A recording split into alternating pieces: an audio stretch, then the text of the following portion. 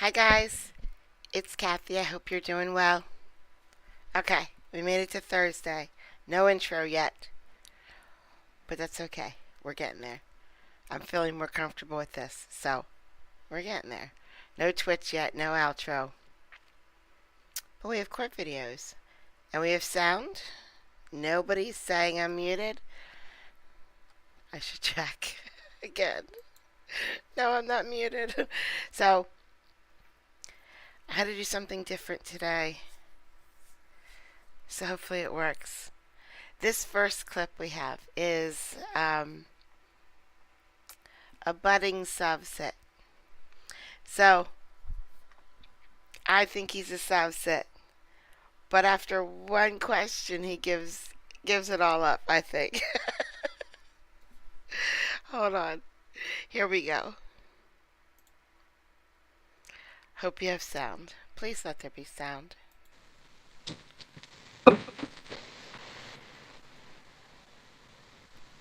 Mr. Carter, can you hear the court, sir?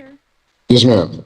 All right. There will be a mandatory protection order that enters in your case. The provisions of that mandatory protection order are that you shall not possess or control a firearm or other weapon. You shall not possess or consume alcohol or drugs. No possession or consumption of marijuana except with a valid medical marijuana card. Obey all active mandatory protection orders and restraining orders issued against you. The mandatory protection order is also a condition of bond. The recommendation for bond is an enhanced bond with enhanced cautionary bond. Ms. Pearson. Your Honor, we would again agree with the recommendations in this case. Based on the charge, we would also be requesting GPS monitoring, considering the allegations indicate that he did leave the state. Ms. Bell? Judge, I'm just asking the court to set a reasonable bond given the Class 6 felony. He does have the parole holding him, so. All right, the court's going to follow the recommendation. I'll set bond in the amount of $2,000 cash or surety. I'm going to make that with enhanced supervision. Sir, your next court date is July 31st at 8:15 a.m. in Division 403. Thank you. Excuse me. Hello? Sir, I would advise you have an attorney representing you right now. Please don't make any statements, okay, sir? No, I wasn't making a statement. I was on, who is the, what is it, the little, The bond setup? no, the thing with the paper and saying, like, who's my victim? Is basically what I'm saying. I ain't did nothing about it. Sir, I didn't enter any protection orders regarding a victim. All right. Okay. All right, thank you, sir. All right. They're taking this matter up by He's gonna grow bigger with each felony, guys. His subsetness will just expand one day, maybe after a seventh or eighth felony. Who knows? Who knows? This next one we're about to see is really, really interesting because it's grandparents suing for visitation. And I wish we could. I wish all grandparents could sue for visitation. But this lady right here is the grandparent. And I don't know if this is her daughter or her son's girlfriend. I don't know. Well, maybe we'll find out. I wasn't paying attention. So, but she needs visitation of those kids. I think we're in Connecticut. The last one was definitely Colorado. I think this one is Connecticut. I think. Zoom process. The court has gone ahead with the docket call of other cases than this one, and then has come back to this case because the court has been advised, Ms. Coheen advised Belen that there had been agreement reached between the parties, and that simply at this point in time, the parties requested to place this on the record. So, Ms. Goheen, if you could recite what has been agreed to between the respective parties. Thank you, Your Honor. May it please the court. Judge, I'll first, this is a grandparent visitation case, and so I'll first address the summer parenting time. My client will pick up the minor children the last day of school and keep them until the day before church camp commences.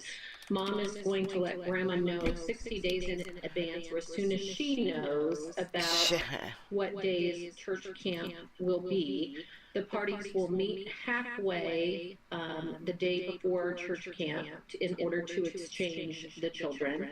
If the children do not want to go to church camp and want to go to grandmother's, the parties will discuss this, and no one will unreasonably withhold consent for the children to go to grandparents for the summer.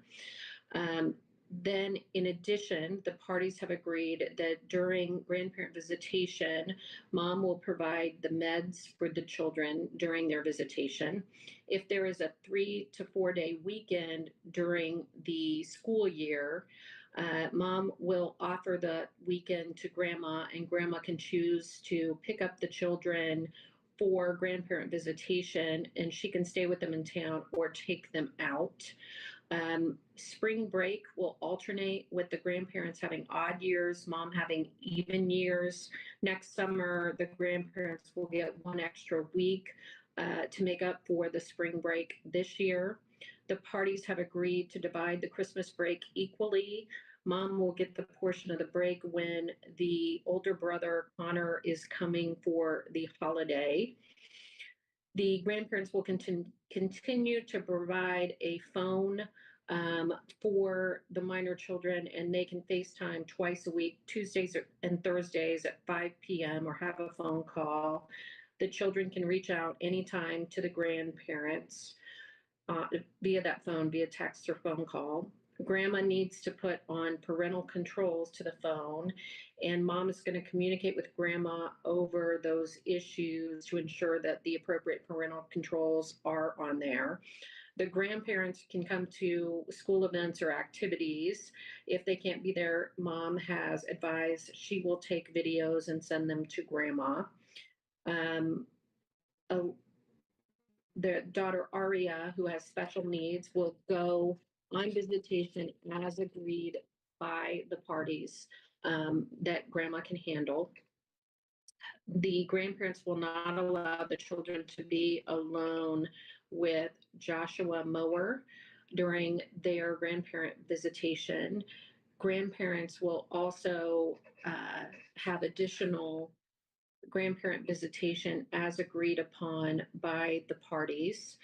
And then I believe the remainder of our motion just regarding communication is adopted. And I believe that's it, Your Honor. Thank you, Ms. Goheen. And Yes. one more thing, Judge. Aaliyah and Carson will return 1 week before school starts on the 18th this summer. Okay.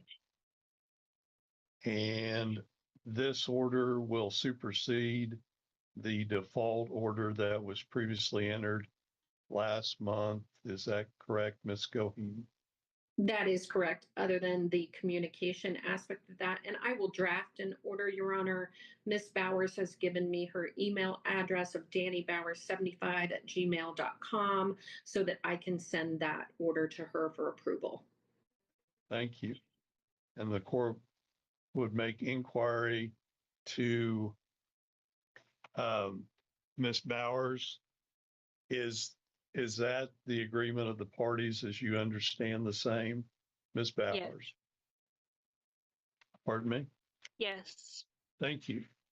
Thank you. Subsequently, the court does adopt the same as the order of the court, or does find the order takes into account the best interest of the minor children herein. And the court does order Ms. Goheen to prepare the appropriate order, present that to Ms. Bowers pursuant to Kansas Supreme Court Rule 170, which basically It's only a sort of custody case. It's sort of a custody case.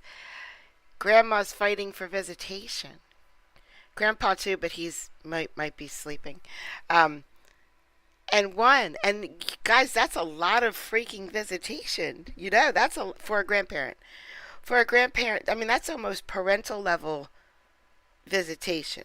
But there was one thing I heard this time I didn't hear when I was thinking about this clip. Joshua, I think was what they said. The kids are not allowed to be alone with Joshua while they're at her house. I don't know who Joshua is.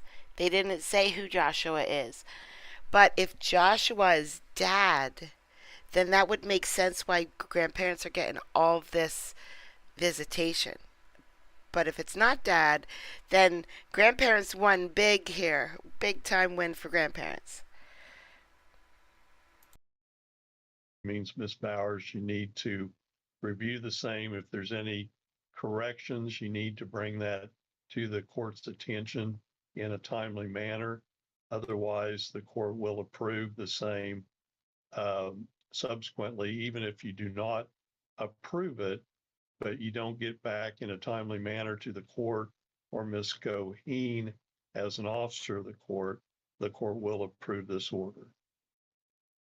Okay, I just wanted to make sure that you guys know I have not actually changed my name back to Bowers just yet. It's still Cook. Okay. I'll keep That it way I as don't have Cook to on send the it back pleadings. Okay. Okay. Thank you, Ms. Cook. Anything further by any of the parties?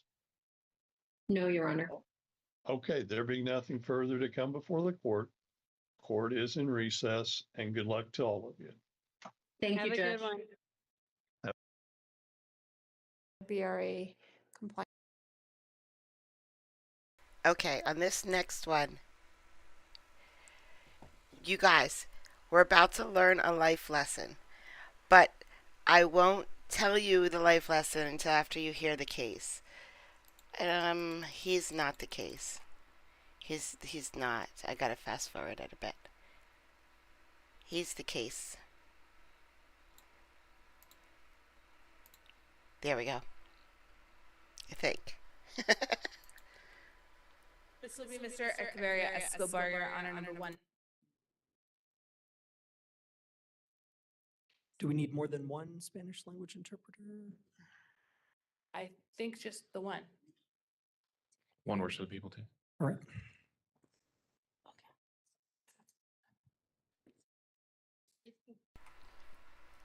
What I mean is, I'm really basically just here for chat.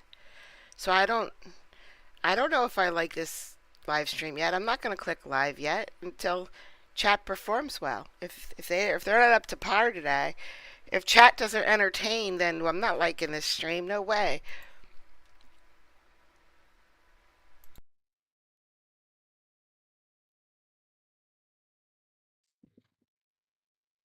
All right.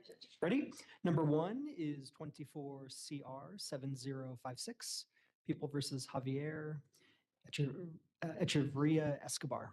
And Sam Hamowitz for the people. And Ariel Federer for Mr. Echeverria Escobar, who appears in custody. Here for sentencing, there was a PSI filed on August 7, 2025, indicating that the defendant did not report for his PSI interview. There was a shell report filed on March 19, 2025. How would you like to proceed today? People are ready to proceed. I think addressing, if defense is ready to proceed, I would just like to make one quick record. Defense is ready to proceed, but unless I'm double checking right now, unless I misunderstood from the court, the report on August 7th was a full PSI. The previous was a shell because he failed to appear. This PSI was completed in custody.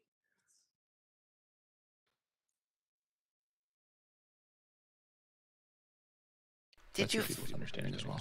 Judge, don't interrupt me. How dare you? Who do you think you are? I run this courtroom. Terry, Did you fold all your clothes? Did you get them all sorted so that you could take them back now?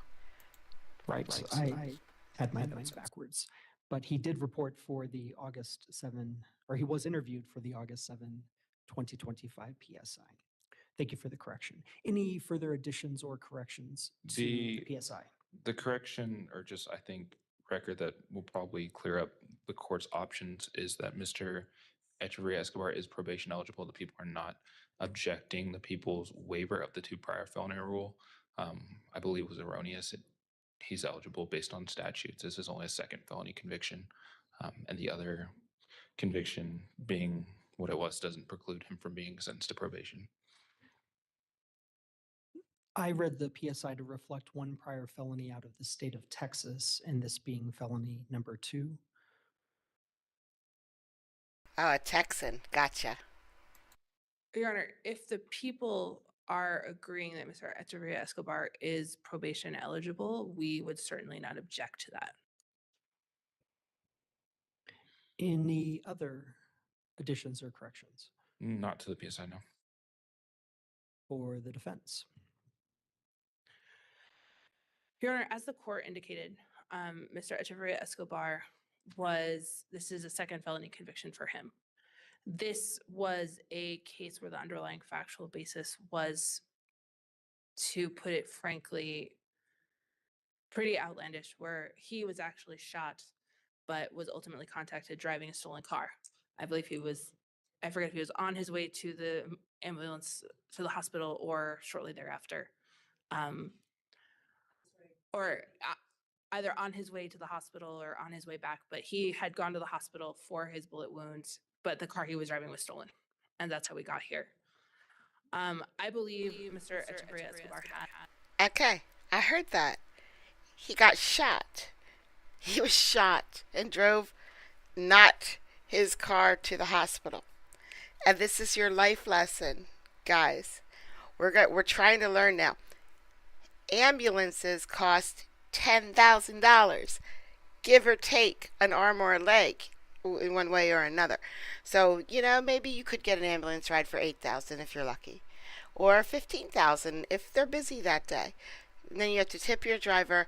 Ambulances cost $10,000. Now, how many years will it take for you to pay back that $10,000 medical bill? I don't know. But if you steal a car because you've been shot and you drive yourself to the hospital. Now, I think the stickiest part of this whole thing was he got caught driving home from the hospital in this stolen car, not to the hospital. I think that makes a big difference. But our life lesson that we're trying to learn here is it better to steal a car and go to jail or pay the ambulance bill? These are the kinds of decisions we have to make here in America. Let's find out. Are these additions or corrections? Oh, I'm so sorry. Nope. These are sentencing arguments. Apologies. What I'd like to do is I'll first hear from Mr. Hamowitz, then I'll hear from you, Ms. Federo. Finally, sir, if you would like to say anything, I will give you the last word.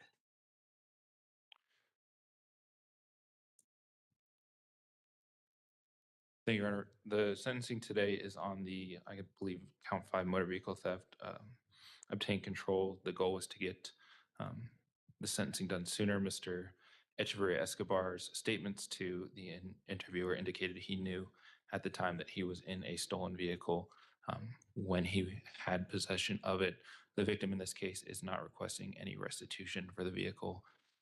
A lot of the facts surrounding the case, I believe, with further investigation, with names of other parties involved, as both the PSI and reports indicate, a dispute between parties where weapons were drawn by both sides.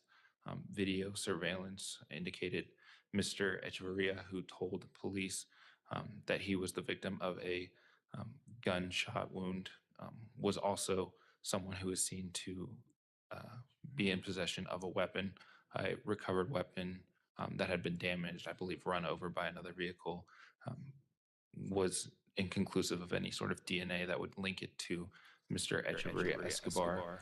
Me and my daughter had dinner a couple nights ago. Yesterday? 2 days ago? I don't remember. And we're there, and we were eating crabs, and one of them was pointy, and she got cut a little bit, just a cut. It's fine. It was no big deal. And I shouted, "Medic, medic!" And she says, "Yeah, we would have to call an ambulance." And I said, "My dear, if I get injured in this restaurant and you call an ambulance, don't you dare ever call an ambulance to me. Just let me go. Just let me alone. Do not call an ambulance." She goes, "I can't, Mom. I will get convicted of murder if that happens." I said, "That's okay, because murder, by not calling an ambulance, is way less time than paying the ambulance bill. Don't call an ambulance." I said I would rather you go to jail for murdering me than me having to pay that ambulance bill. Don't call an ambulance. Therefore, I don't think further charges for any involvement in that incident were pursued. However, much of the information Mr. Echeverria Escobar relayed to officers was that it was strictly limited to him being a victim of a gunshot, which the video evidence does not support. Mr. Echeverria, I believe, sent officers on a wild goose chase looking for a potential suspect at large, armed, who could be doing damage to other people, when video surveillance showed that Mr. Echeverria was the instigator of this incident following being confronted during a small motor vehicle accident in a parking lot. He gave officers incorrect information about someone who worked there. The information here that we obtained is that the person Mr. Echeverria Escobar was looking for wasn't even his girlfriend at the time. They had broken up. It seemed that he was at that location looking for her and then tried to leave. I can slow down, yes. Your Honor, Mr. Echeverria Escobar has clearly issues with accountability. He was given a return date in this court date. He failed to appear for that court date. He instead picked up new law violations. That's the only reason he came back into custody.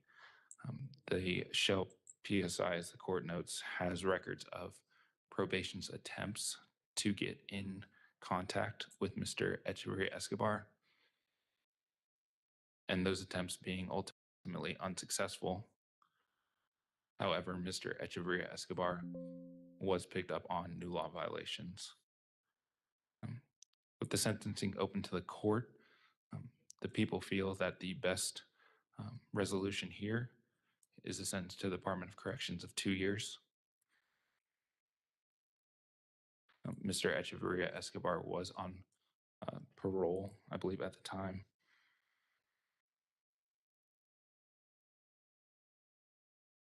My apologies if he's not. I think date. I don't believe. No, correction. Mr. Echeverria Escobar, the parole had expired, but that was the other outstanding felony. Would ask for 2 years to the Department of Corrections, given all the facts surrounding this case and the additional resources expended at getting Mr. Echeverria Escobar here today. No restitution as previously stated. Thank you. Ms. Federo. And my understanding is that we are proceeding forward as if Mr. Echeverria Escobar is probation eligible, correct? Okay. Not just as though he is probation. Yes, correct. Your Honor, our request is for Mr. Echeverria Escobar to be sentenced to a term of probation. Part of the reason that there aren't that what Mr. Echeverria Escobar ultimately pled to was the motor vehicle theft is because the facts surrounding the shooting were not as clear as perhaps they were in the PC statement. It is uncontroverted Mr. Echeverria Escobar was shot in the back. Who started it and how was was unresolved. Ultimately, the reason we landed on this plea is it was absolutely uncontroverted that he was driving a stolen car and he said as much and wanted to take responsibility in the same way. The reason he failed to appear for first the PSI and then the ultimate sentencing is he had lost his housing. He was staying with a family who moved to Las Vegas, lost his housing. He was staying with a family who moved to Las Vegas. He had been out on the street. Everything sort of destabilized. And then ultimately he came back into custody. He would, if he were granted probation, which is his request, he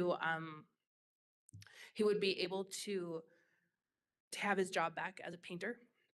Moreover, he would be able to live with his boss while he gets back up on his feet. He doesn't have, I think what he indicates is regular but not too problematic use of alcohol. I will also note for this court, Mr. Echeverria Escobar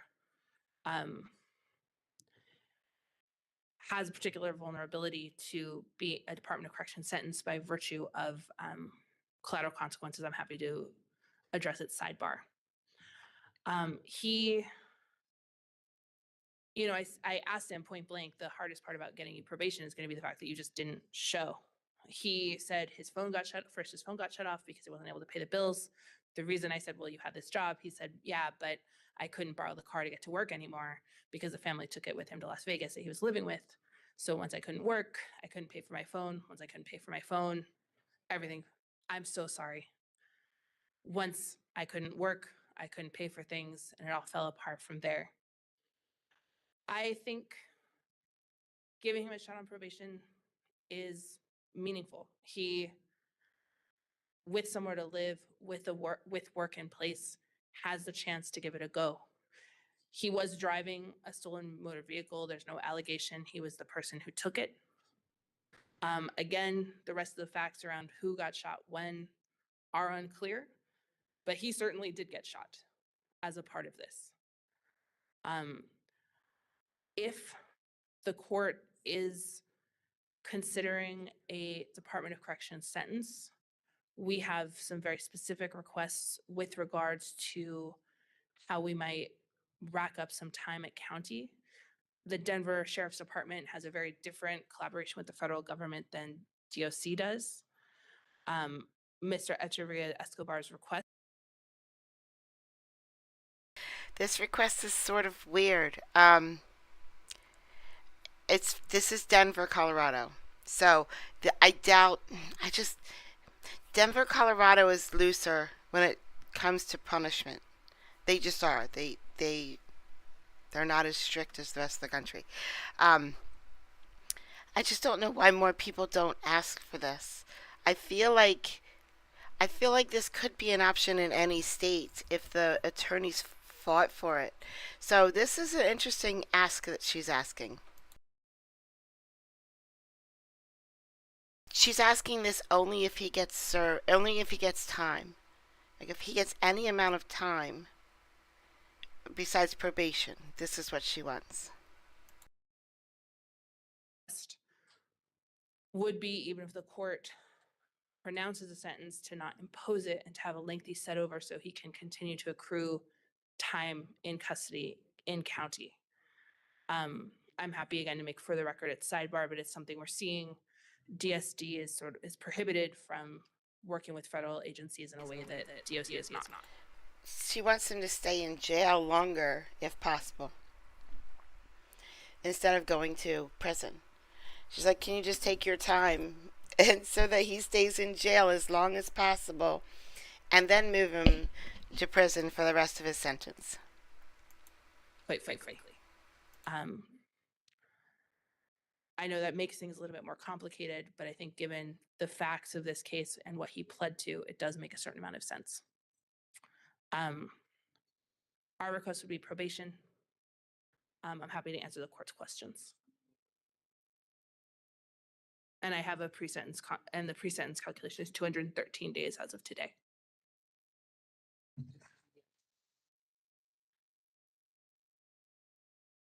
And I guess I will say one more thing, Your Honor.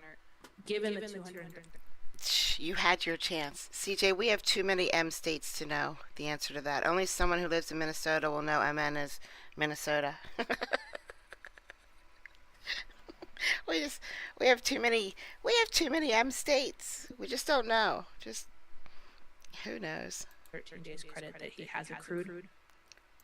I think it's worth noting, were the people's request to be granted, Mr. Echeverria Escobar would very quickly transition to the halfway house and then parole. What that would mean is he would pass through DRDC, likely be released very quickly. However, what it would also mean is he would again pass through some of that federal collaboration we're seeing with DOC. I only bring that up because I think it's important to be realistic about what will actually happen to him, the person, and the body. A probationary sentence won't ultimately be that different.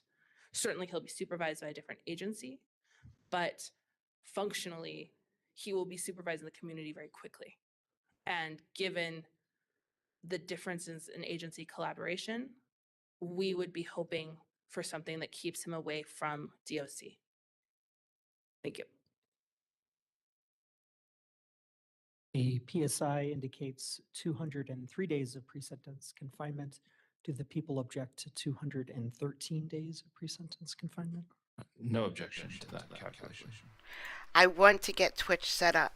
The problem is, here's the problem. When I run this stream, it uses 1% of my computer. Okay? All right? It holds steady around 1%. That's fine. That's why we don't crash. All right. Well, the plugin to stream to both Twitch and YouTube at the same time eats up more resources. And I'm nervous that if I put that plugin in and I stream 2 streams at the same time, because that's what it does. It literally streams 2 streams at the same time, that I will start crashing. So I might try it tomorrow. I'm really nervous to try it. I might try it tomorrow just to see if how my computer handles it and if I crash. I have a very good computer. Very good computer. So it should handle it. But that's why I'm not on Twitch yet, because I'm nervous. I'm nervous to do it. Tomorrow I'll try. Sir, you don't have to say anything. I am happy to listen to whatever you'd like to tell me.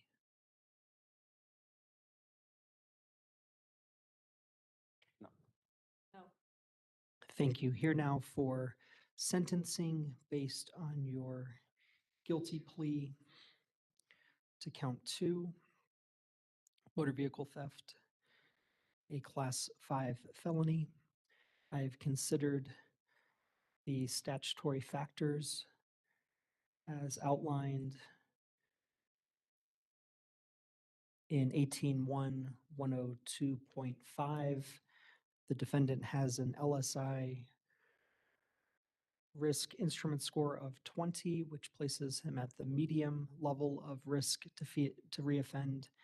He has 1 prior felony out of the state of Texas. In my estimation, considering the factors I'm to consider here, probation is the appropriate sentence. I will sentence you. And there we have it. If you get shot,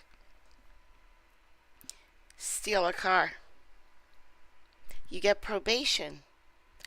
And I don't know if they could get the car back if you don't hit anything and the car's in nice condition. You know, you leave it as you found it. Even maybe get some gas in the car. That way when they get the car back, it's full of gas.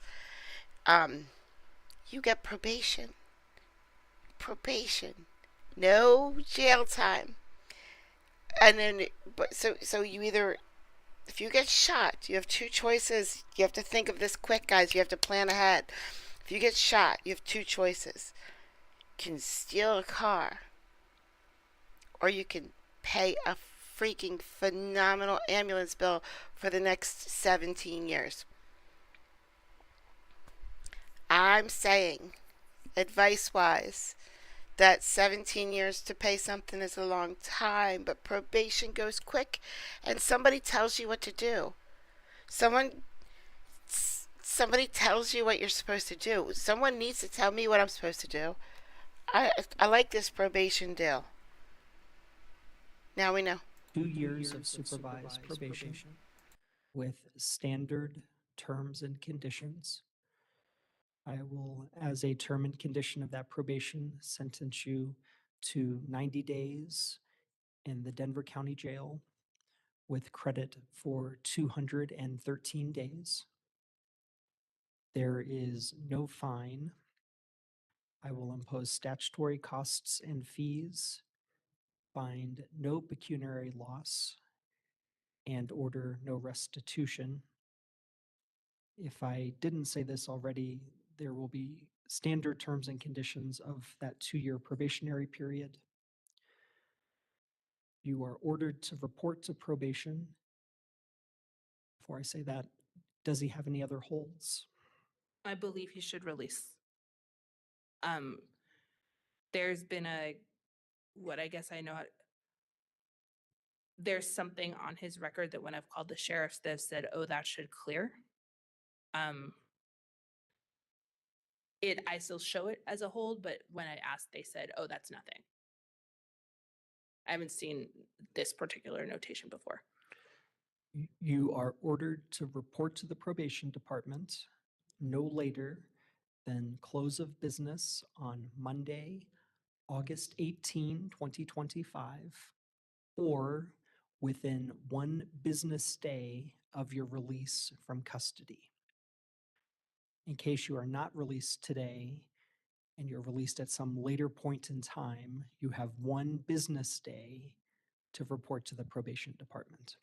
If you don't report to the probation department, I will find out very quickly and we will have a different situation on our hands. Is there anything else on sentencing? Not for the people, no. Thank you. Thank you. Good luck, sir. Thanks. I don't mind spiders and snakes. I don't. I just don't. But I'm not gonna live. I get you. If I was asleep in my bedroom and I open my eyes and up on my ceiling is a spider this big above my head, that would be nope. You would never see me again. That would be too much for me to handle. Way too much. And I bet you, yeah. Listen, the spiders know. They know when Americans come over. They like tell their friends, look, it's American. Let's go screw with them. They know it. They would know that I was there. Oh, yeah, they are pretty fast, aren't they? Aren't they pretty fast? Whoo! I have spiders here. I have spiders in my house. I have spider webs, and I'm happy. I'm okay with a spider, building a spider web in the corner of my ceiling. I do not get a broom and like, oh, gotta get that down. No. I love that there's a spider in my corner because that means if any bug comes into the house, that spider is going to take care of it for me. I don't have to worry about bugs because I have that little spider protecting me in the corner. I love spiders. I do. There's no freaking way I'm going to live in a continent when the spiders are this big. There's no way. It just can't happen. No. But oh God. I need 6 prescriptions right now. I need them. They're not like, it's not like I want chocolate cake. I want chocolate cake. I need these prescriptions, you know, but I can't have them. I am not allowed to have them. One of them is tens of thousands a month, and I can't even like get to the doctor to get a referral, you know, get a prescription. That makes me think maybe I can live with spiders. Maybe I can go to Australia and live with spiders, especially since the men there are so freaking hot. Your men folk are delicious. Did you know that? You go outside and just take pictures of men all day and then put them in chat. You'll see. All of us American women will be like, what? Yes. Oh man, if you can record them saying something, that would be really cool too. Australian male voices are outstanding. All right, I don't remember the hell I was doing because of the spiders.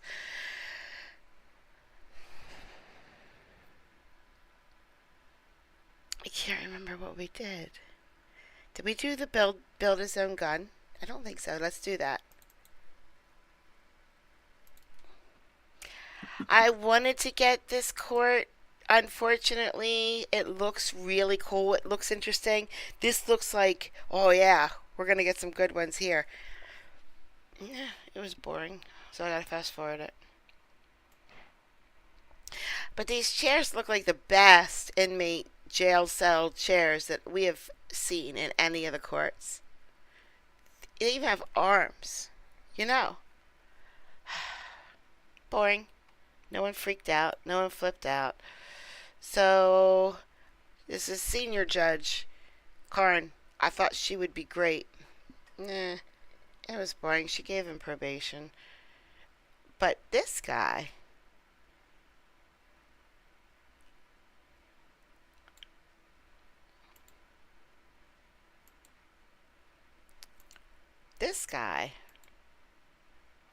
here we go.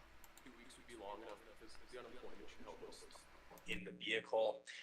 This gun essentially seemed to be constructed by the defendant. This had no serial number. Looks like he admitted to the police he acquired the parts on eBay and assembled the firearm himself. There was no serial number. The only information indicated on the firearm itself was text that said OP Blaster. So this is incredibly dangerous to know that Mr. Lee had constructed his own firearm without properly registering it and that it was capable of discharging live ammunition. But as the court can see, Mr. Lee is quite young. I do believe a deferred in this case is appropriate. And I hope these conditions of probation can properly instill how much of a mistake this was. Okay, this is Mr. Lee, right dead center. You can't see him. He is pretty young. He is a very young person. I think that he is an adult. Barely. These people right here in the back are his younger siblings. I don't know if they're boys or girls. I can guess a boy there, but I don't know. And if you notice, there's no parents or anything with the kids. Okay? So he went online and bought gun parts randomly, and then built his own gun. That young kid, and now we'll find out why.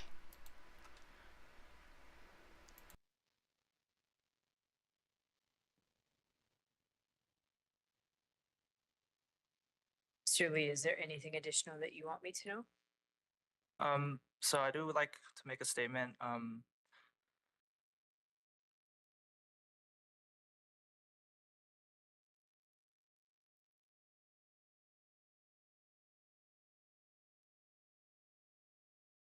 So I brought my siblings here, and really, I just really wanted to protect them.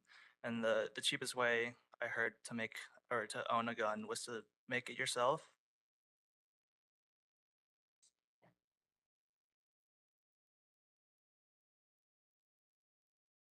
Yikes. Yikes. What is going on with this kid? And, yeah, that is all. Thank you. Okay. Well, Mr. Lee, I certainly agree that this is a really good opportunity for you to not end up with a criminal record. I also agree, though, that the facts of this case are really concerning. I think a large part of the problems that we have in our society, not just here in Colorado, but across the nation, is in how to properly regulate firearms and the ability to create ghost guns or build your own weapon so readily available to people that I think it is part of the underlying issue that we have when it comes to gun violence. I don't necessarily know. I can certainly make some assumptions based on your statement that you feel the need to protect your siblings. That's not the right way to go about it, okay? And you are putting yourself in a very dangerous position not just obviously now having picked up this charge, but had you been in a situation where you felt the need to protect them and you brandished that weapon or you shot and injured or killed somebody, potentially, given those circumstances, could be facing a lot different sentence. And so I really hope, Mr. Lee, that you understand the significance of your actions. And if you feel the need to protect yourself or your siblings, that you will go about potentially worse consequences that could come from that. Okay? I understand. I will accept the agreement. I will place you on the deferred judgment and sentence for 12 months that will be supervised by the probation department. As terms and conditions, you will need to complete the gun safety class. You will also comply with all standard terms and conditions of probation as well. I will suspend a $250 fine that will be suspended upon your successful completion of that deferred judgment and sentence. We will get you that information here in just a few minutes. You will need to check in with. They will do an intake with you and let you know when get everything set up and to move forward. Okay. Okay. All right. I wish you the best of luck. Care. Thank you. Why does that little boy need to build his own gun to protect those tiny little people back there? What is going on in that little boy's life? Look, his lawyer towers over him. He still has growing to do. That's how little he is. But kudos for him for building his own gun, guys. Like, I just feel that's very American. I'm gonna build my own gun. Oh man. Okay. We did grandparents. I don't know what this. I have 3 more, but I don't know what this one is, so I'm just gonna click it to see if I can figure it out in enough time. Okay. Okay, that's why I don't know what it is. That guy is RN. Like, if we still have time at the end and I don't know what to play, I'm just gonna put that guy on. So, this next one, we are in Dawson, Eileen, because you're going to ask. We're in Georgia. We're in Dawson, Dawson. I don't know if I'm pronouncing it right, but it's Dawson. Hi, Debbie. This is just the preliminary hearing. So all they want to know is there enough evidence to show that this guy might have committed a crime? We're not going through the trial today. We are going to hear testimony from witnesses, but we're not going to hear a decision. But his crime, I think, I get so annoyed with these crimes right here. I get super angry with these people doing these things. So, here we go. All right, thank you. Mr. Are you Samuel Lewis Cottrell? That's correct, Your Honor. Mr. Cottrell, this is what is called a preliminary hearing. I'm sure your attorneys explained a lot of this to you. This is not a trial. You're not going to be found guilty or not guilty of your charges here. This is just to determine whether or not there is sufficient probable cause for any of the warrants in which you're charged to go forward. You indicated at your first appearance hearing that you understood what the charges were, so I'm not going to go through all of those again. The possible outcomes of this hearing are that at the conclusion of the evidence, the court can find probable cause for all of the warrants, none of the warrants, some of the warrants, or something other than the warrants. Either way, Mr. Voss will keep you informed of what's going on. If you hear something that's upsetting or you think is untrue or unfair, just let Mr. Voss know. He will make sure that your concerns get addressed. Thank you. Thank you. State. State calls Sergeant Mahan to the stand.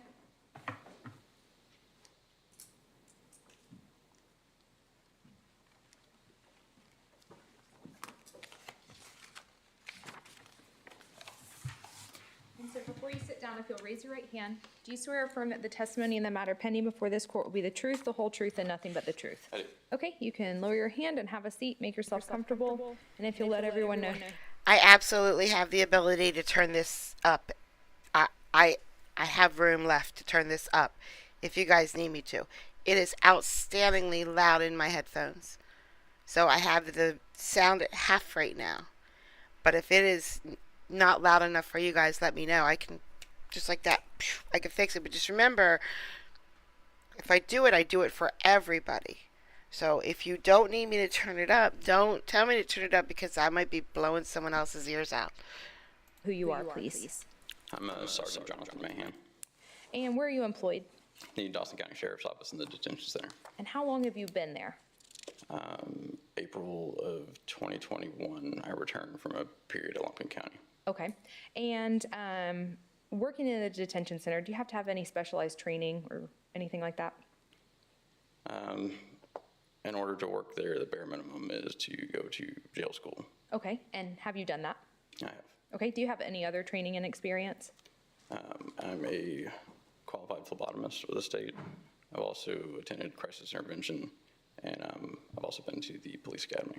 Okay. Wonderful.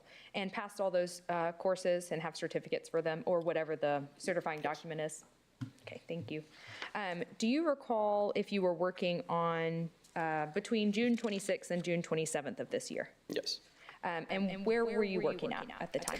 Okay, CJ got close. CJ got close, but none of you nailed it.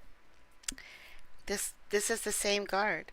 We watched this guard in a whole bunch of different jailhouse probable cause. This guard, and not any others there, continually gets attacked in jail. I know that's him because of the vocal fry. We've seen him on the stand probably 3 times before because inmates are attacking him. And I don't see any other guards in here on the stand because inmates are attacking them. Yeah, absolutely it's possible that I'm missing it. Absolutely. I don't just watch this one court every day, all day long, because this is my least favorite Georgia court of all. But this guy we've seen getting attacked by inmates a couple times before. And I do have to say, you can only find this judge, this court, and this guard that keeps getting attacked on this channel. I am the only one who plays this Georgia court. I was in the booking area prior to the incident that occurred that evening. And just generally speaking, in regards to the booking area, what do your job duties include? I'm the sergeant, so primarily it's to oversee pretty much every moving piece within the detention center. That evening, just prior to the incident, I was actually working on trying to release somebody. I was coordinating with the bonding company, trying to get documents signed and getting fees collected and everything. Okay. And you said just prior to the incident, what incident are you talking about? The incident involving Mr. Cottrell, where ultimately he spit on me and use of force occurred. Okay. Walk me through that just as slowly as we can. What took place prior to lead up to this incident? So my anger already just hit the roof, right? Instantly hit the roof, and I don't know how the judge can just sit there calmly when you hear what he just did, and then it gets worse. I am aware of Mr. Cottrell's history. Actually, the day that he was arrested, he threatened to murder me several times. And there was actually a use of force that occurred that day as well. That use of force was in order to protect him. It wasn't that he was being violent. He was hitting things within a cell. I want to stop you just for a second, but that occurred prior to this Correct. incident. Okay, all right, I'm sorry, keep going. So with his history in mind and me recalling him saying that he was going to murder myself and the rest of my staff, during the time that I was working on that bond paperwork, I heard that one of my officers was going to speak with him in a cell, one of the isolation cells upstairs in Tower 2. I was going to continue with the bond until I heard that it was Mr. Cottrell, and he was actually in that cell for, I don't recall if it was an issue with other inmates, but there was a caution notice for him for just staff to be aware of. But based on that history, I decided that I was going to pause that bond process, and I was going to go back there and be with the officer that was speaking with him. What other officer was that? That would be Officer Bailey. Okay. Continue, I'm sorry. I got into the elevator after going through a few doors to get back there. And as the elevator was approaching its stopping point on the second floor, I heard this really loud screaming and screeching. So I started running from the elevator because I thought that Officer Bailey was in an active use of force with Mr. Cottrell. When I got there, that wasn't the case. Mr. Cottrell was just yelling. Nothing had occurred at that time. When I arrived, Officer Bailey was trying to speak to him calmly. Evidently, Mr. Cottrell had been hitting the walls and throwing items around the cell. And Officer Bailey was trying to calm him. And as I'm standing behind Officer Bailey, I see Mr. Cottrell stand up. And I didn't want that because of the history that I'm aware of. So I just wanted him to sit down. That's all I wanted to do. So I entered the cell, ordered him to sit down, just so we can continue talking. And trying to get him to follow directions, sit down, and he just scoot back further on the bed. No, I don't want to do that. Then he spit at me, at which point I put hands on him. I was going to put him in the wrap. Where did the spit land on you? On my leg and on my left hand. Okay. And what's the wrap? It's a restraint device. It pretty much puts somebody in, fully immobilizes them, essentially. Okay. And so you're attempting to put the wrap on him, and then what's happening? We hadn't got to the point of putting him in the wrap. Okay. The first part would be to get him in handcuffs and get him under control, and then we would put him in the wrap. During that process is where he continued to refuse to comply with verbal commands from myself and Officer Bailey. He attempted to bite me at one point, I believe it was my left hand. He hit me in the right side of my face and scratched my cheek. When you say he hit you, what did he use to hit you? One of his hands. Okay. And scratching, I'm assuming just with... It was kind of like a hit, and then the fingernails got my face. Okay. And what's happening while all this is going on? He's not complying with verbal commands. We're telling him to put his hands behind his back. We're telling him to lay face down, just giving him verbal commands that he was not complying with. Around the time that I was hit in the face, my taser was out, and actually getting a chance to use it, Mr. Cottrell had put his hand on the face of the taser cartridge and was able to manipulate the little pressure switches on the side of the taser cartridge and was able to pull it out of the taser itself. Pull what part of the taser out? Like the cartridge on the front? Cartridge itself out of the taser. Okay. And you had removed your taser from its holster? That's correct. Okay. But you weren't able to use it? That's correct. Okay. And so then what is happening after he removes the taser cartridge? During that time is when I got hit in the face. I believe I actually, in return from getting hit in the face, I elbowed Mr. Cottrell. And within a few seconds, Officer Bailey and I were able to put him in handcuffs. And that's when other officers arrived with the wrap, and that's when he was placed in the wrap.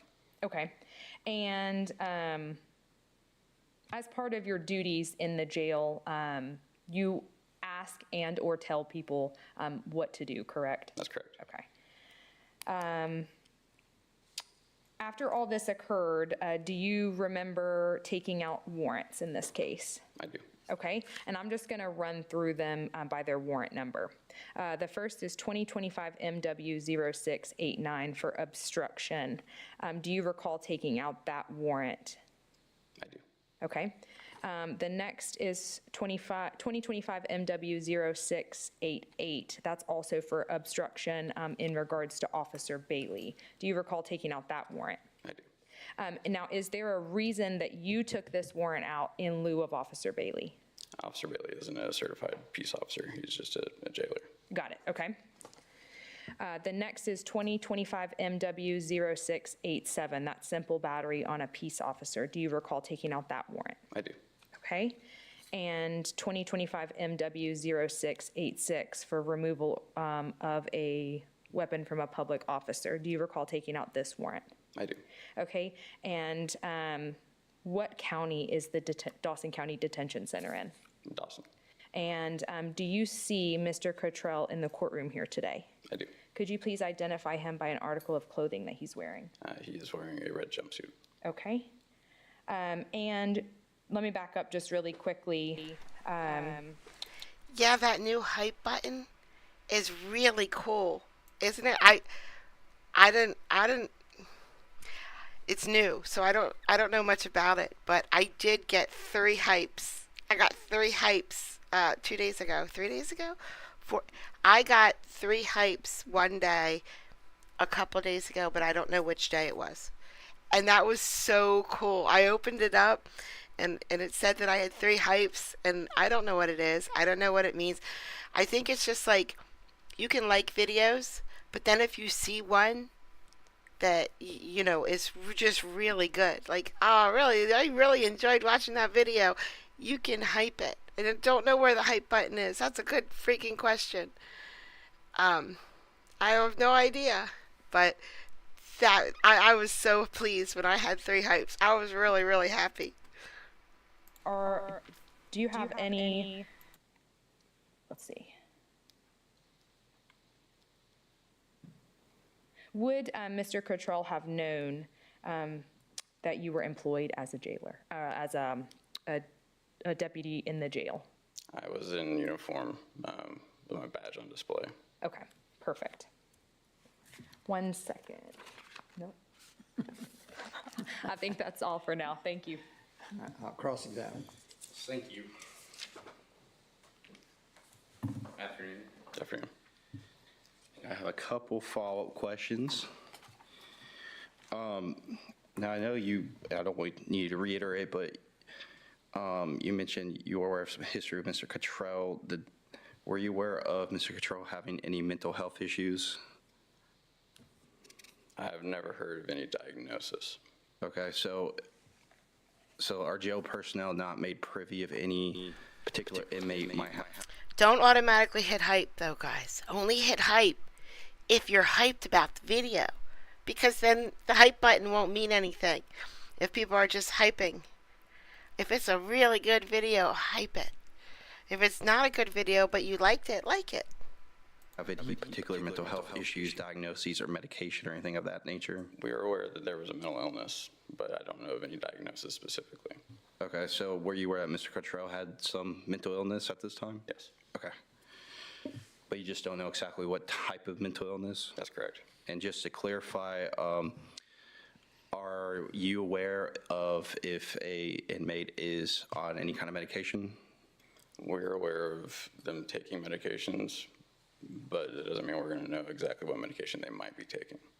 Does it make you aware of what the medications are supposed to do for a person who is taking it? That's correct. Okay.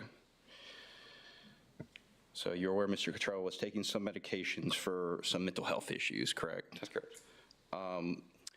And were you aware that Mr. Cottrell was suffering from delusional compulsions or delusions in general at this time? Aware, no. But there was some behavior that would lead someone to believe that. Okay. Now, you testified that it was First Officer, I believe, Bailey, who went to speak to Mr. Cottrell in his cell, correct? That's correct. And at that time, was he in an isolated cell? He was. Okay. And before I forget to ask this question, are there any cameras in the cell, face the cell? Audio and video, there's, I believe, 3 cameras immediately outside of the cell, one facing the cell from down the hallway, and then there's audio and video within the cell itself. Within the cell itself? Correct. Okay. To your knowledge, was the audio video inside the cell working? It was. Have you reviewed it? I did. Okay. And saved it? I did not personally save it, no. Okay. Do you know how long that footage remains until it's deleted? I believe 6 months. It's on there for like a good while. Okay. So, again, I might have missed this part, but why did Officer Bailey need to speak to Mr. Cottrell? What was up with that? From what I understood, just prior, he had been yelling in the cell and had been, I believe, hitting the wall and the mattress, and I think there was an item or items that were thrown within the cell. The reason I'm unaware, but that's what I was told leading up to, which I did see on video after reviewing it.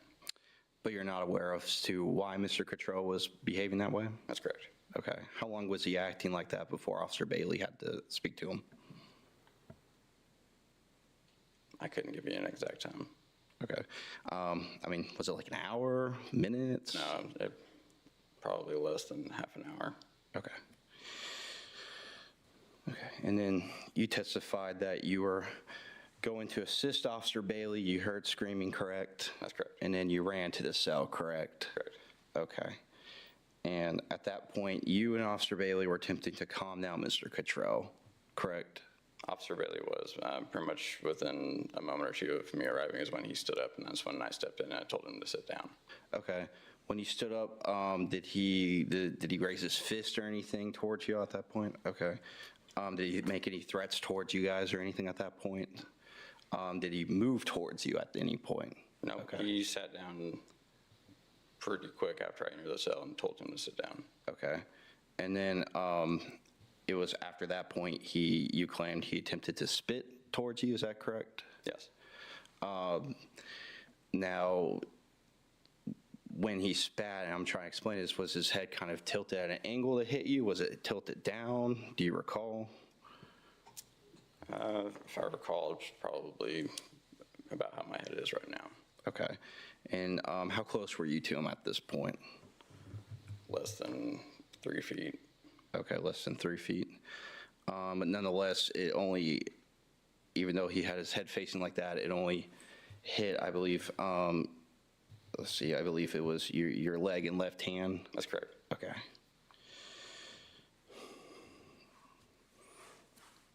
Did he say anything after he did that, like, I'm sorry, or anything of that nature? No. Okay. And now, it was at that point you attempted to put him in a wrap with Officer Bailey, correct? Eventually for the wrap, but it was to put him in handcuffs at that time. Put him in handcuffs first? That's correct. Okay, and then he was resisting as you testified to? That's correct. And that's when you moved to the wrap? Yes. Okay, and for the majority of this incident, it was just you and Officer Bailey, correct? That's correct. Okay. Now, as you testified, you were kind of trying to put the handcuffs on him. He's resisting, using force as you alleged or testified. And you said you pulled out your taser, correct? I pulled out my taser. He pulled the taser cartridge out. Okay, so, and let's pause there. So you have the taser on him and he takes the cartridge out. At that point, did he try to grab on the gun? At some point in time, he did put his hand physically over my hand that was in the taser, but he had it on the taser in order to pull the taser cartridge out. Okay, and at that point, did he feel him trying to pull the gun away from you? No. Okay. So you just felt the hand on you basically, and then at one point on the cartridge when he took the cartridge out, and that's pretty much what you recall, sir? Okay. Give me 1 second, sir.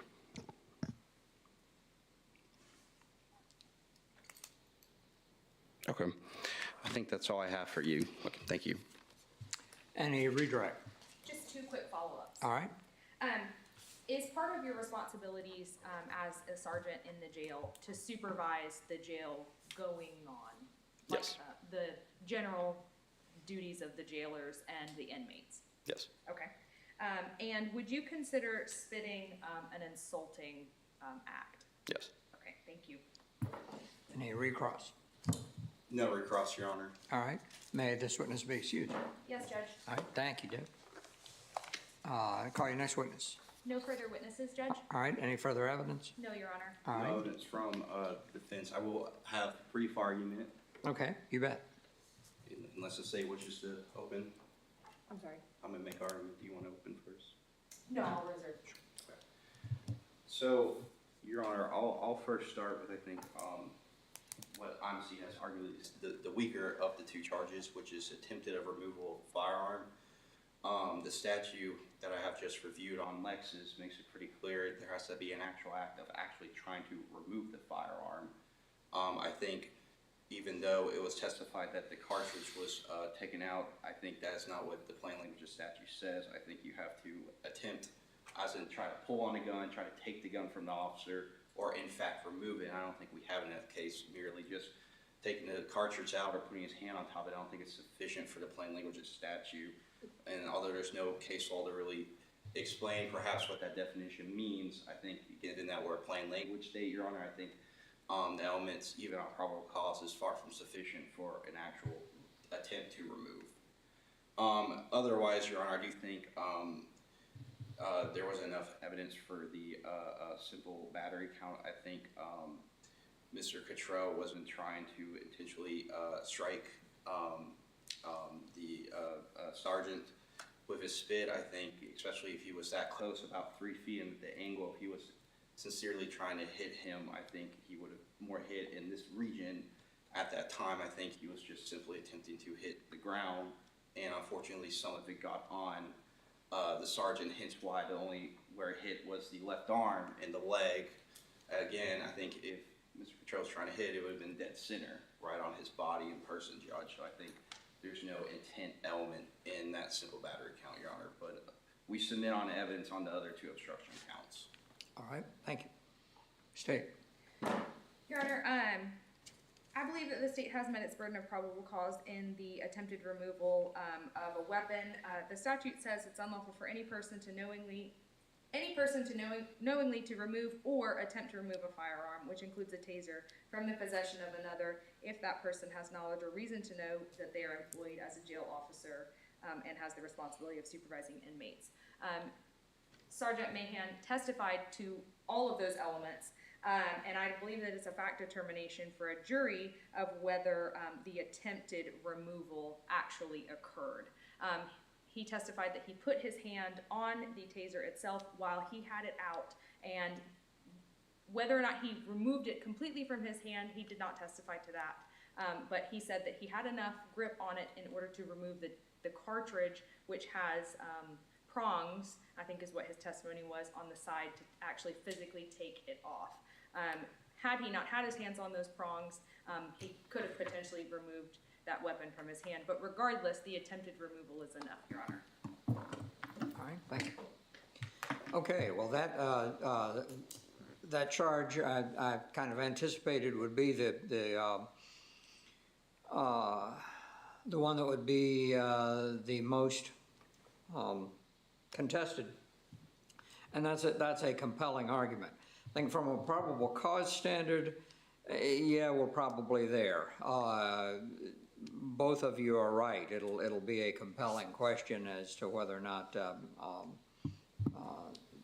that in a jury's eyes rises to the level of attempt. But I think from probable cause, with him having his hand on it enough to be able to manipulate something in the taser, I think gets us there for probable cause. As for the simple battery, he intended to spit.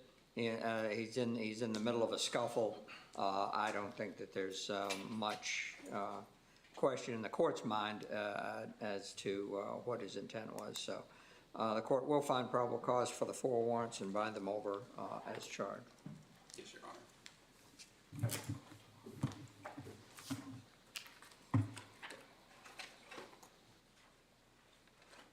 Judge, can I just say something? Sorry, I have to say it. I meant to hit the ground, not the officer, so I didn't mean to make contact with him. Liar. It is on camera, so there should be. Okay, well that's a good thing for your attorney to know. Because there could be another judge, is what I'm saying. I just want that on record. I'm not calling you out personally. No, I got you. Liar. I don't take your comment as that at all. So I appreciate that deference. What that will be is something, and I won't get into a whole explanation of probable cause and proof beyond a reasonable doubt. I'll let your attorney try and wade into that. But No. Shut up, Judge. I'm done with him. He's a freaking liar. I'm done with him. You're done, sir. Go away. Go back to your cell. All right. Took his taser, built a gun, car thief, school sports is the next one. There is no decision on this. Okay? The judge has to take it under advisement. First, I'm going to start it and pause it. I should say, I see. Ooh, that's loud. You can adjust your volume if you need to. So, this is Indiana. And I know this says Judge Clymer, but we know Judge Clymer, and that's just not Judge Clymer. We're going to listen to this one because it's super interesting. I just think it's super interesting. It's not criminal. I think she represents the school, and he represents one of the parents. And the parents are suing the school. I think. I think it could be the sports. But anyway, this guy I have never seen before. He's 100% new. You can only get him on this channel, which I don't know if that's good or bad. He's not Judge Clymer. I don't know his name. I think he's a judge. If not, he substitutes enough as a judge. I think he is a full judge, though. I just don't know his name, and it doesn't matter. It doesn't matter. We're just gonna watch this. It's pretty interesting. I think it's court, so it's a little boring sometimes, but it's also interesting. Plaintiff alleging this is one incident, is the way I should say it. It's not something we see often. So, we're not here to watch domestic violence and DUIs over and over and over again on repeat every day. This is something different. Which is, they're certainly not alleging that the school is somehow responsible for the first injury, right? The first concussion. I'm not passing judgment on that. There was a concussion diagnosed. That's not before me, but let's just say head injury. Okay. And that, of course, I take their argument to be that if the school had followed the protocols, not only of its own policies, but also of statute, she wouldn't have been in the game that then she got another head injury in. Now, causation issues are not before me, right? So whether or not plaintiff is going to be able to convince a jury of that, I don't know. But right now, basically, duty and breach are in front of me, and generally just the ability to hold them liable. So I also have a difficult time with the move-in's position, given the way the plaintiff has styled their complaint, that the alleged negligence arises out of ordinary behavior in a sport. Okay. Can you elaborate on the move-in's position of how that alleged negligence? I don't want to hear about, well, no one with Portage was in that game, playing in that game, or I don't want to hear about that. I want to hear about how plaintiff has styled their complaint and what they are alleging the negligence is, and how that is ordinary behavior that arises out of the sport. Sure. So what I'm hearing your honor request is, so it's our position that, so first incident happens, right? And we're more focused right now on second incident, because what I'm hearing your honor say is that when they read the complaint, it's the issue of letting Alyssa letting Miss Kennedy back in the game, right? And Annie Gonzalez making that decision. That is an ordinary, the fact that students will come to either the athletic trainer or the coach and ask to be put in a game or not is an ordinary kind of activity of the game. And I guess from my perspective, what I look at is, how did the injury happen? The injury didn't happen because she was placed in the game. I mean, the injury happened because something happened during the game that caused the injury, and with both games, right? So save for the ordinary conduct of the first game and the second game, she wouldn't have been injured. The problem that I see with that, the way I read Fenning is Fenning creates a rule on breach for negligence claims arising out of a sport, is the way I read Fenning. Is that a mistaken reading of Fenning? No, I think that that's a broad brush reading of Fenning, right? That it's negligence, yes. Yeah, but that it goes to breach, that it goes to the breach element is the way I read Fenning. Mr. Schaefer, is that your reading of it? Yes, and it only goes to the participant in the sport. Yes, no, I will get there in a minute, but I, you know, what I'm hearing you say is that, or at least the way you just kind of talked about it, is that sounds like you're taking issue with the causation element, right? Of the causation isn't putting her back in the game. The cause of it was whatever happened that directly led to the that second injury. But it seems to me that that's skipping over the breach element, right? Because that's the way I read Fenning, is if the behavior is ordinary behavior that arises out of the sport, then as a matter of law, there is no breach. What I heard you say just now is an explanation of, well, it's not putting her back in the game that caused the second injury. It was, and I don't remember, I read all the briefs, obviously, but I don't remember exactly how it happened. But let's, the collision or whatever it is, that's what caused it. But that to me goes to causation, not to breach. And so I think the question really is, if the complained of activity here is, broadly speaking, the school's adherence to statute and its own protocol regarding concussions, failure to abide by that would not be ordinary behavior. Okay. So. And I guess our position would be that that isn't the cause of her injury. Okay.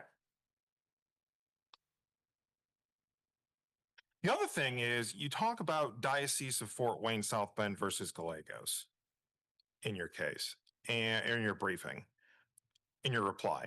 And this ties into that breach versus, proposition that the Court of Appeals found, quote, no breach of duty by the athletic trainer who allowed a student athlete to continue competing after a minor head injury. I don't read Diocese of Fort Wayne to be about breach. The way I read Diocese of Fort Wayne is that ultimately the Court of Appeals determined that the plaintiff could not prove an injury, not breach. They didn't even get to the breach element is the way I read it. Do you have anything to say about that? Your Honor, respectfully, I think we just read it that a little bit differently. Okay. In my mind, there's numerous separate arguments, which I already stated, that would support summary judgment on this. And I think that plaintiff's failure to look at the Tort Claims Act and how that applies to this, with or without the release. And my next category is on the contrib and incurred risk. I mean, I think it boils down to your claim is that even on the summary judgment standard, there is no genuine issue of material fact as to any of the facts, and that you believe it points to incurred risk, and plaintiff argues otherwise. Would you agree with that? Agreed. Okay. I want to get to independent contractor.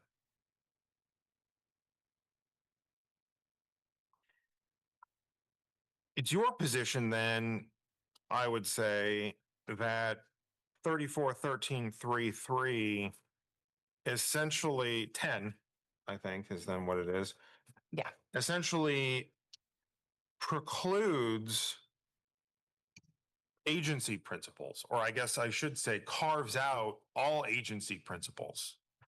When it comes to negligence cases against governmental entities, yes. Mr. Schaefer, do you want to respond to that? What was the question? I'm sorry, I was reading her brief. Sure. That 34133310 stands for the proposition, or doesn't stand for the proposition, but that what it does is it precludes the imposition of agency principles on the defendants here. I don't know how else to say anything other than it just doesn't. It's not accurate. We have in this case a statutory duty that require. It's like ironic that they're saying there's two statutes that can't be read together. You know, you can't possibly have. You know, they're required to do this, and you can't be released from that, even if they have an independent contractor. But then they're saying, but they also can be released from it. It just doesn't. They're just wrong in what that case says and what that statute says. It doesn't release them. It doesn't provide them immunity in any way, shape, or form. Yeah, I don't. Well, I guess they are saying immunity. I guess what they're really trying to say is, okay, you know, let's assume for a minute that Miss Gonzalez was negligent. Fine. The defendants can't be held liable for her negligence under 34133310. And I'm just wanting to know what, I mean, beyond the briefing, is there anything more that the plaintiff wants to say in response to that? Only that, again, the case law, I guess it is in the briefing, so I don't want to, repeat what's already in there, but the law specifically says they can't do exactly what they're trying to say they're doing. Is they're saying they're giving an independent contractor their duty to take care of kids, and so let me do it. And I don't mean to cut you off. So you're right. And I'm very familiar with Bagley and its progeny. So I see those as two separate issues, right? The first one is under Bagley, which is you can't contract this away. Okay, I'll say I agree with that here. At least on the briefing and on review of the statute. So what I want to ask the defense here is, do the defendants agree that the statute 203474 regarding concussion protocol, that is a duty imposed on the school system? Your Honor, it is our position that there's no sort of, here's what I think plaintiff is doing with that statute. Plaintiff is trying to make a private cause of action out of that statute and backdooring it through the negligence allegations, right? Okay, so what's the purpose of the statute? The purpose of the statute, and we argued this in our reply, right, is that the statute doesn't provide for any sort of private cause of action for enforcement. Fine. What is it there for? It's to provide schools with guidance as to what they're supposed to do. But that doesn't mean it's an enforceable duty. And quite frankly, Your Honor, the same thing with the school's policies and procedures. I actually had this case out in the court. There's case law to support the proposition that a school's policies and procedures, whether that be board policy, administrative policy, handbook policies, aren't necessarily the duty of reasonable care under Indiana law. And it's evidence of this duty, right? It can be, but it's not the duty. And our argument would be the same with the statute. It doesn't change the school's duty of reasonable care that the Supreme Court has articulated since 1974.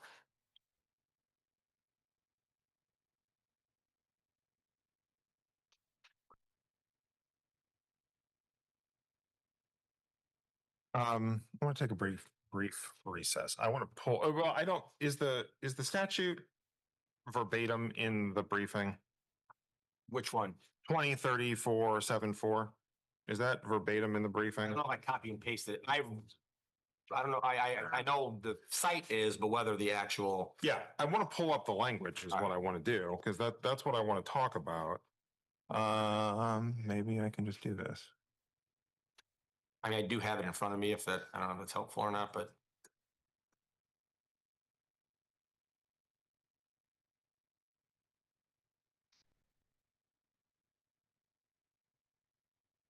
It is actually, it's cited directly in it's just not in quotes. Well, yeah, so I know it's cited. Yeah, no, it's just not in quotes. the language. It's the act or omission of anyone other than the governmental entity or the governmental entity's employee. That's 10. No, we're talking about two different. Oh, I'm talking about 20, 34, Sorry. 74.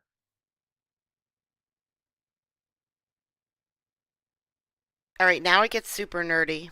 Okay. Here we go. I read, and this is from iga.in.gov. So I would hope that they would have the correct statute. Indiana Code 203474. A student athlete who is suspected of sustaining a concussion or head injury in a practice game, 1, shall be removed from play at the time of the injury, and 2, may not return to play until the student athlete has received a written clearance under Section 5A of this chapter. It sounds an awful lot like an imposition of a duty to me, especially with the shall and may not language. Let's see. Chapter 7, by the way, is entitled Student Athletes, Concussions, and Head Injuries. I mean, of course, I haven't read the entire chapter or even the entire article to see if there's some sort of statute that says that none of these provide, a private cause of action. Although my guess is, Mr. Schaefer, is that you wouldn't say that you're trying to use the statute to create the cause of action. You're just trying to use it for evidence of the standard of care. Yeah, right? I mean, it's a negligence case, but it is a negligence per se case in a sense, right? I mean, so we had talked about something about negligence. It still is negligence. It's just we have two ways of proving it: negligence per se, which would be a statutory duty to do what you have to do. Number 2 is you had your own protocol. So we have 2 ways to prove this. One of them is a statutory duty. Yeah. So I understand your argument of, well, we don't, that defendant's position is that this doesn't create a cause of action. I agree with that.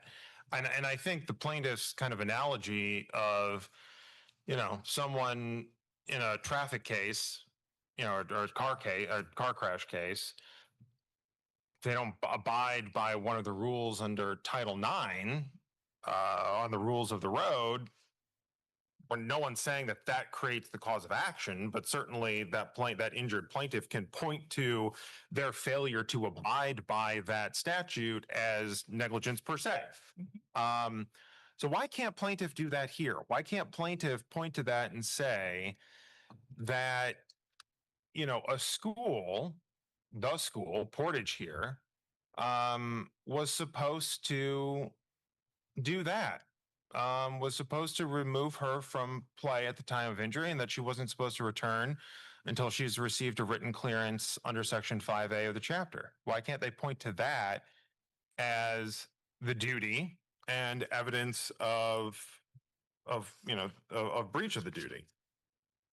So the Indiana Supreme Court has been clear, right, that once they establish a duty on behalf of a certain entity, in this case, a school corporation, that duty shouldn't be rearticulated.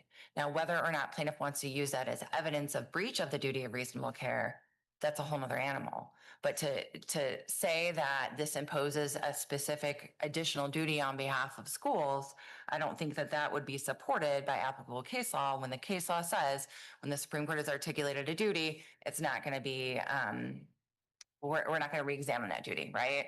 So the duty is one of reasonable care. If plaintiff's counsel is pointing to the violation or alleged violation of the statute as support of his contention of the violation of the duty of reasonable care, that's one thing. But to impose that as an extra specific duty, I don't think that's supported by case law. What case law are you referring to? Miller versus Grissel and the whole line of cases since then. Whether that be Norman versus Turkey Run, so a lot of these school cases, Your Honor, deal with the kind of the situation we're talking about right now, right? The attempt to re-articulate a duty that a school owes a student. And that whole line of cases from 1974 forward, like at the Indiana Supreme Court cases citing Miller, stand for the proposition that we've already stated that the duty that a school owes is the duty of reasonable care. But Your Honor, It's not a non-delegable duty. I mean, I would just say it's kind of a nonsensical argument. The Indiana Supreme Court has also said when you're driving a car, the duty is use reasonable care. Are we saying that there aren't statutory duties that also supplement that and make more specific duties? I mean, it's kind of a ridiculous argument. Obviously, there's a statutory duty that required to, just because they've said you have a general duty of reasonable care, doesn't mean there's no additional duties that can be more specifically defined by statute, which is exactly what happens in the automotive world. It's the same exact concept. So under that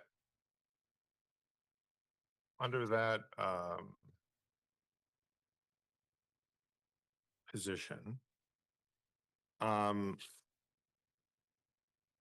well, let me take a step back. I think we would probably agree that stating that the school has a duty to use reasonable care is established in common law, right?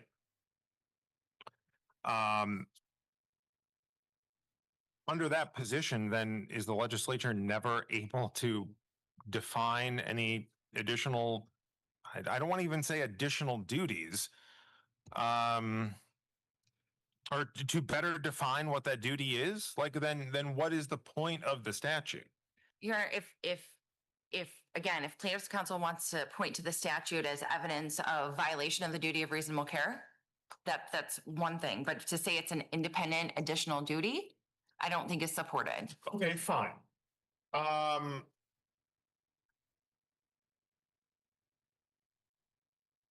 think then let's say that that is the state of the law. Let's say that that's the correct interpretation here. Then my guess is plaintiff would say, then we're pointing to it as evidence of the breach, right? Still defeat summary judgment. Then I take what you're saying is then the statute as evidence of the breach. I think it's still the same thing though, because if it's, well, you can point to it as evidence of the breach of the duty, but the duty is to use reasonable care, then essentially, would you agree then what the legislature is saying is to use reasonable care means this? I don't know that I go that far with the statute, Your Honor. Okay. And I don't know that the statute has been honestly tested long enough because I don't know when it was enacted. 2016. Well, it was amended in 2016. It was originally added in 2011, although that's its placement in Title 20, Article 34. For all I know, it was somewhere else in it, and it was just part of a conformance bill. Sure. But that's its annotations here as added Public Law 144-2011, Section 1, amended by Public Law 135, 2016, Section 4.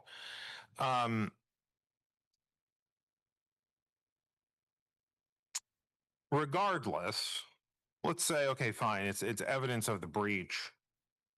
Is it your position that government entities are not subject to, and this is weird because I do know Bagley has INDOT in it, to governmental entities?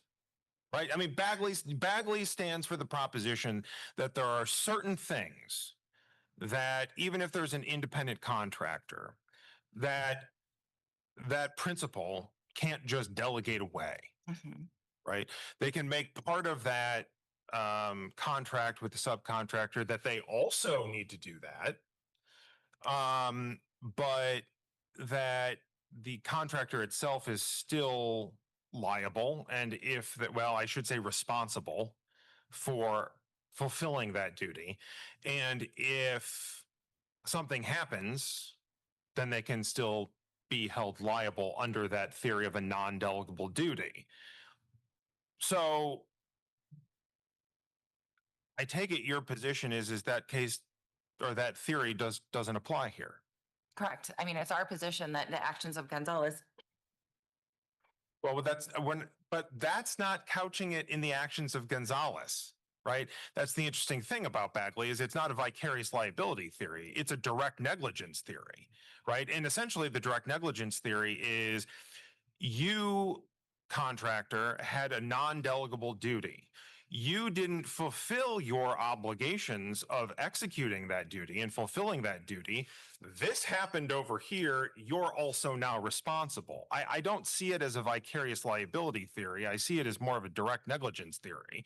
So I think it comes even before the idea of the school can't be held liable for Annie Gonzalez's negligence. Mm-hmm. Am I looking at that wrong? Well, I think that also presumes it's a non-delegable duty, right? Okay. And I don't know that that's necessarily the case. Well, and then that was the original question: is it your position that theory doesn't apply? And you said yes because it can't be held liable for Annie Gonzalez's negligence. And I see those as slightly two different things. Sure. One's a vicarious liability theory. The other one's more of a direct negligence theory of you tried to delegate a duty that you can't delegate and Right. something happened because of it.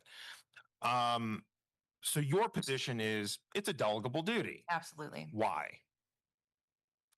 That's the standard though, right? That the fallback is it's a delegable duty unless it's clearly stated that it is not, right? That's how Indiana law has always looked at these types of duties.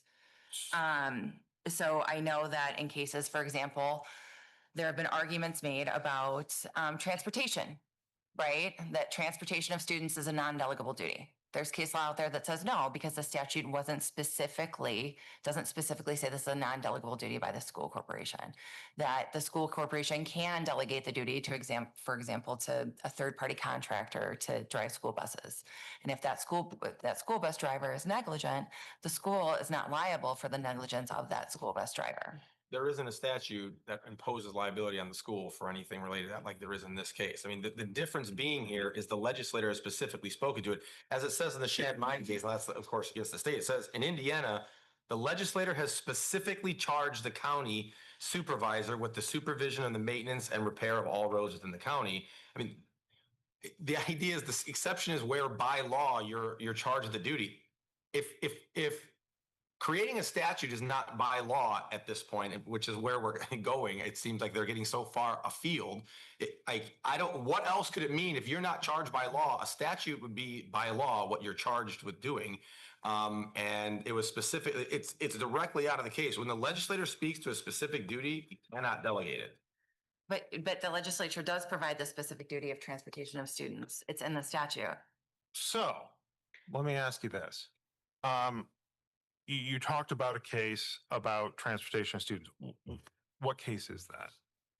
Let me see, Your Honor. I think we might have cited it in our brief. Okay. And if not, I can file a supplemental because I've argued it in other cases before, so I know it exists. Okay. Yeah, I'm not doubting that it exists. I'm sure it exists.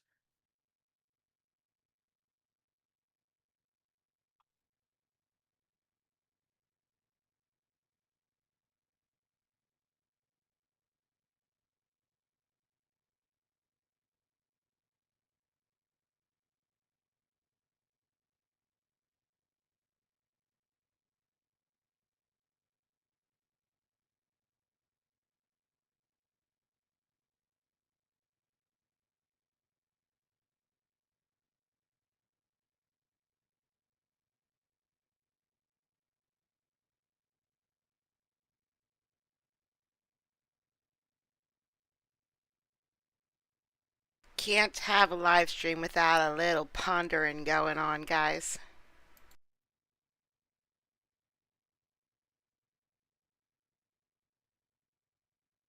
Your Honor, I apologize. I don't know it off the top of my head, and it doesn't look like, but I certainly can supplement with that. I didn't bring my computer because I didn't know we were going to go knee deep in this, which is great, but I was working at Millersville University writing code when the police showed up. They didn't handcuff me and throw me in the back of the police car. They allowed me to get in my car and drive to the police station with them. So I drove, they followed me, and I adhered to every traffic law that day. So right in the middle of a work day, they pulled me out of work and took me into this room. And I was, they only wanted to arrest me. Like, they would not listen to a word I said. I sat there and they told me how I was robbing Walmart, how they have me on camera. There were three, not binders, the manila folders this thick, full of information on me robbing Walmarts, multiple Walmarts, but one in particular for this charge. And I'm talking to the detectives. I think they were detectives. And, I'm like, guys, this isn't me. It's not, this wasn't me. What time was this? This was in the middle of a work day. I work. You just pulled me out of work. This isn't me. They didn't care. They did not care. I was going to jail for robbing Walmart. They were not being talked out of it. And then in the middle of one of those binders or folders, I found a picture of me stealing. And if you look at the picture, there were clear bangs on this face. Now, my sister I look like my sister looks like me. Not identical, but just enough. But I did not have bangs. And I said, look. I said, look, do you think I just grew these out in the last week? I said, there's bangs. I don't have bangs. I said, look at my sister's background. Look at her criminal list, which I said 1 billion times in that interview. Just look at my sister. Just look at her record, please. Look at my record. There's nothing on it, which is a lie, because in 2019 I ran a red light. But other than that, there's nothing on my record except for that running of the red light, which I think I want to get expunged because it's embarrassing. But besides that, they wouldn't look at my sister. They wouldn't listen to me. I should have said I want an attorney, but I didn't. You know why I didn't say I want an attorney? Because I knew that I really never robbed a Walmart of anything. So I thought I could just talk to the police and it would be okay. It wasn't okay. They didn't care what I had to say until I found that picture. Once I showed them that picture and I said, that can't be me. I don't have bangs. I just don't. I was working in the middle of the day because that's what most normal people do. They work in the middle of the day, which I don't now, but that's different. It was horrible. It was not that long ago, really. Yeah. I'm glad I found that picture. Let me just tell you, I'd be sitting in jail still to this day saying, I didn't do it. I started a job on Monday. If I had it, I could pull it. I would appreciate that. She has another case coming up for DUI, and she gave the officers false name during that DUI stop. And because I saw it on the docket, I would lay any amount of money down right now that false name she gave, that's my name. I know it. I will do that. And the reason I want to read that line of cases is because I'm trying to figure out, right, was the ultimate argument of, hey, the statute says the school's supposed to provide transportation and they've contracted it out to someone else?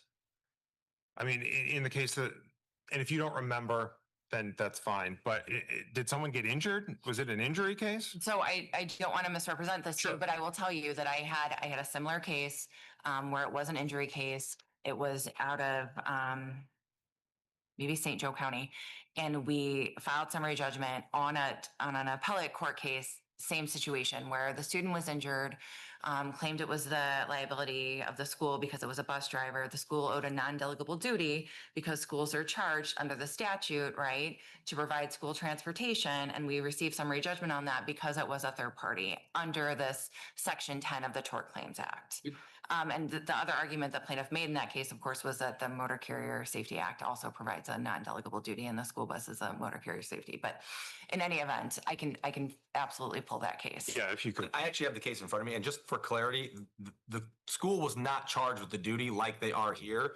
The statute at issue was 202752A, provided the governing body of a school corporation may provide transportation of a student. It didn't say you have to. So that statute's different than the statute that we are dealing with here. There's a statute that says you can do it. You don't have to do it. You're not charged with the duty of doing it, but you can do it. Here, they're saying you are specifically charged with this duty. So there's a difference in the statutes. Your Honor, if you want short briefing on non-delegable duty and the case law that we have on that, I'd be happy to provide that within the next 5 days. We both could, I'm sure. Was Bagley cited? I thought Bagley was cited in someone's brief, and now I'm trying to find it. It's cited within my site on the Shand Mine Inc. Within that quote, it cites the Bagley versus Insight, but it's the Shand Mine Inc. case. In my SIR reply, I think that's what it was that I cited, and Bagley is within that site.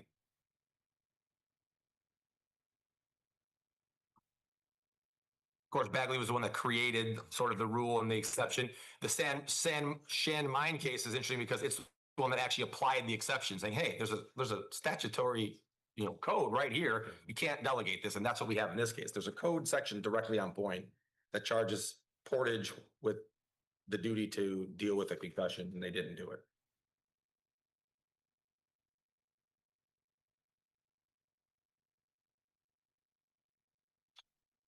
I don't necessarily need supplemental briefing on non-delegable duty, but I would like the case law that you're referring to about, what that counsel here is referring to about transport of students.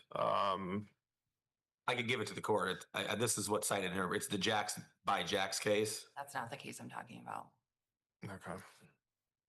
Let me, Your Honor, when I get back to the office, I'll find it. And if it's okay with opposing counsel in the court, I can just email it to you and to opposing counsel so we're all on the same page.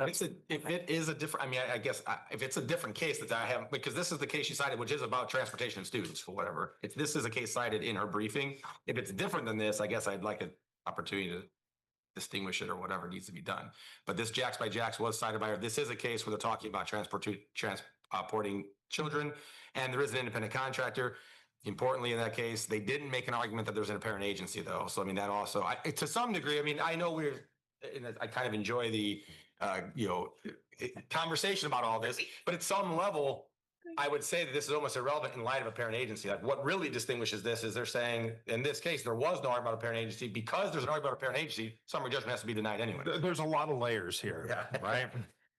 There's a lot of layers here. And I had read all the briefing before when this was scheduled up before, had a list of questions, and I'm not trying to sit here, being a hot bench necessarily. I'm trying to make sure I get this right. And there's a lot of layers because there's a lot of fallback arguments, right? It's kind of like, okay, well, if there's a parent agency, well, then the response is, well, under the, this statute, they can't be held liable for someone else's negligence. Okay, well, then you kind of fall back to this, or not necessarily fall back because it's not necessarily in that order, but like an onion. An onion has layers. Then there's also there's a lot of kind of independent theories here that, depending on how the law comes down on these other theories can mean the difference between denying it and granting it, right? So I'm wanting to make sure that I get this right, or at least as best I can. A lot of layers when you only one genuine issue material fact. You're right. A lot of layers. You're right. So I originally got my start in this courtroom when I clerked for a year for Judge Alexa. and there was a motion for summary judgment, and there was a lot more briefing than this on it. And by the way, this isn't even your designations of evidence. This is just your briefings. But I would say with the designations of, and that was of course back in the day of paper filing, right? And so he had his paper file right up here on this bench, and I was sitting right down there. And it was probably the file on the summary judgment was probably this thick with designations of evidence. And he goes through all the oral, you might remember this. He goes through all the oral arguments and he is there anything else, counsel? No, judge, that's it. And he looks at it and he goes, well, there's got to be a genuine issue of material fact in here somewhere. Motion denied. And that was it, right? And, that was Judge Alexa. But yeah, spoken like a true plaintiff's lawyer, or I guess I should say a true respondent. Is you just need one. And of course that is, I'm certainly mindful of, especially having practiced on both sides of the V here. So, with that, I will take it under advisement. Your Honor, do you want supplemental briefing? Do you want me to find the case? Do you want? I want the case. I don't want any more briefing. Okay. I want the case. We already know what you're saying the case stands for. Mr. Schaefer, if after you get it, you strongly believe that there needs to be some sort of statement from your side on it, then you can file a motion and we can go from there. This is your brief, by the way. No, I have it in front of me. Oh, okay. I'm just saying it wasn't in that brief because I didn't know we were going to talk about this. I wasn't. I thought. I'm not saying that you're misrepresenting what's in the brief at all. I was just saying that the particular case I'm thinking about is not contained in that. Yeah, the way I take what you said is there's a case out there to go against this non-delegable duty idea. It's just, it didn't get briefed. It didn't get put into the briefing. I would like to be directed to the case. When I find that, I will email it to both of you. It will not have commentary. Yeah, no. Unless the commentary is I'm wrong, which I'm sure Attorney Schaefer wouldn't mind. But yes, I will get that over to you. Okay, very good. And like I said, then if at that point you strongly think that there needs to be some sort of response, file something and we'll deal with it, and then we can go from there. But the way I prefer it is just to get the case. I will review it, make a determination of what. So their next meeting is a Zoom phone call or Zoom meeting. So I don't know. Hopefully I can get it. We'll see. I don't know if it'll be with Judge Claimer or him. Probably him. He sounds like he's a legit judge, not just a fill-in. That's just what he sounds like. Okay, he doesn't have a robe, but the way he talks, like I've practiced on both sides and sounds like he used to be a lawyer and now he is a real judge. I don't know. That's the first time I've ever seen this guy. I was a bit surprised when he said he didn't want a brief to go along with the case because it sounds like he loves briefs. It sounds like he loves discussing the law a lot, which is good, which is what we want from our judges, right? That they get stoked over discussing the law. So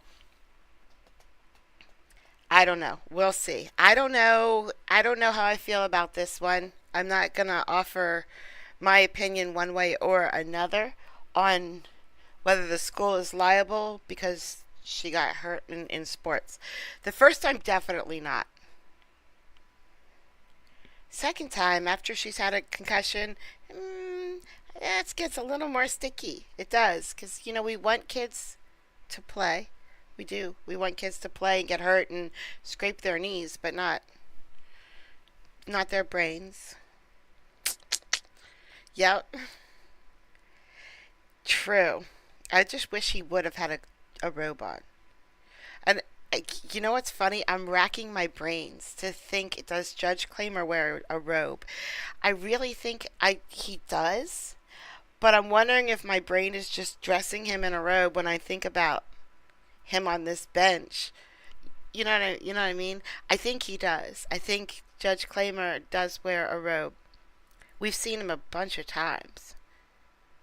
Remember that kid he had in here that was a monster? Man, I don't know what happened to that kid. Gosh, that was not okay. This is Indiana. This is not Elkhart. This is somewhere else. I can't remember. Nothing is coming to my brain right now, but it's really early in the morning.